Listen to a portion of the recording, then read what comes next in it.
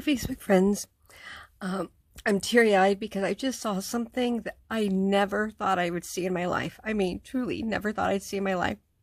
A couple of years ago, I arranged a protest against Viktor Orban. And as many of you have heard me talk about before, he was one of the first people that Steve Bannon really largely got behind and successfully rolled back women's rights to the 1960s in Hungary.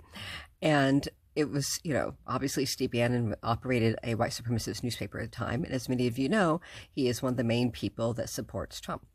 And so when Viktor Orban came to Dallas, basically in support of Trump and CPAC's conference, and they were really pushing a white supremacist agenda, of course, and they were pushing to make interracial marriage illegal, among many other things. I called every white friend of mine I know. I literally mean I called every white friend of mine I know, and I had one show up, and that was Isabel Wazinol.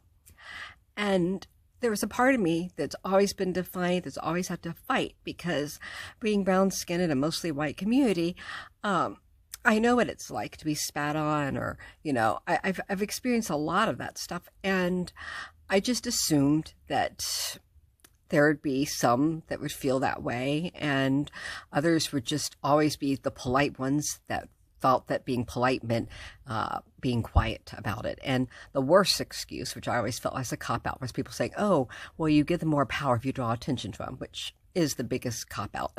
It doesn't help. If you're white and you don't speak up, you're not using your power. So, unfortunately, a lot of people just didn't do it. They didn't join us.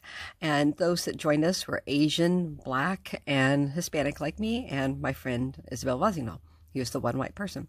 So today I'm looked open on my Facebook, and I saw this incredible scene where a whole community of people, a whole community of white people are just chanting shame, shame, shame. And they are making these Gestapo, it's really hard to tell these days whether someone is ICE or whether they are a white supremacist group, because they dress alike.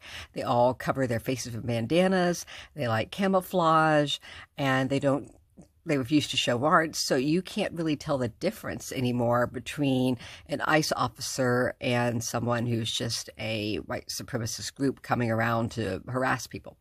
So they're almost interchangeable, and it's kind of scary because you don't know. Like one of the things that happened in the United States recently is there was a family that had the wife and the children had gone a day before to the new home before the husband moved. And I guess the house used to be a home owned by a group of immigrants, and they had left, but the people didn't realize that. So they came in, and around 2 a.m. they raided the house. They made the mother and her daughters go out half naked, took all their computers, all their money, their phones and everything, and said they get it back. And then now ICE, Homeland Security, and the police says, oh, nope, wasn't us. So who were those people? And that's one of the scary things right now in the United States is you cannot tell the difference because, again, ICE often refuses to show a warrant or doesn't have a warrant, and they don't dress in uniform, and they all cover their face with bandanas. They're literally the only group. Our police, our CIA, our FBI, military, they don't cover their faces, only ICE. So it's really easy for people to kidnap or invade a home or demand all sorts of stuff, and you can't tell who the real ICE is versus not. So I can't tell in this video whether this is really ICE or people, pretending that they're them.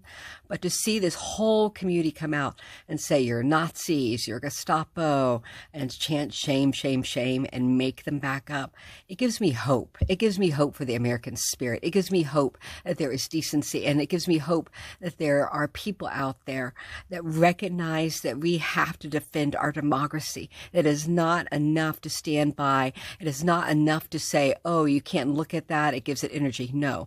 What's driving energy is ignoring it. What's driving energy is pretending it will go away. It is not going to go away. And if we lose our democracy, it will be because of every single person who has remained quiet. And like it or not, right now, the most powerful voices out there among them are white Caucasian citizens. So if you happen to be a white citizen, use your voice. You are going to be so integral to defending democracy. And either all of us will be speaking out. All of us will be making a point. But